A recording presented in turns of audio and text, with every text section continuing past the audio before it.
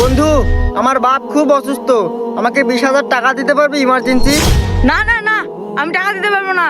আমি বাড়িতে সব টাকা ফুরা ফেলেছি। আচ্ছা বন্ধু। চাচা, আমি আপনার কাছে অনেক বিপদে পড়ে আসছি। আমার বাবার চিকিৎসার জন্য কিছু টাকা লাগতো, যদি আপনি দিতেন তাহলে আমার খুব উপকার হতো চাচা। বাপু, তুমি আমার কাছে আসছো, খুব ভালো করছো। আমি মানুষের এভাবে উপকারই করি। চাচা, 1,000 টাকা হলে আমার খুবই ভালো হতো। তো নেও বাপু, নিজের লোক একটু সাহায্য সহযোগিতা করি। চাচা, আমার খুব উপকার করলেন আপনি। তুমি নিজের লোক, তুমি একটু কম করে দিও। তুমি 20,000-এ মাসে 2,000 টাকা দিও। তো বাপু, আজান তো দিয়ে দিল, আমি নামাজটা আদায় করে আসি। আরে অনেক বন্ধু, তুই এখানে কি করিস? বন্ধু, আমার বাপ অসুস্থ।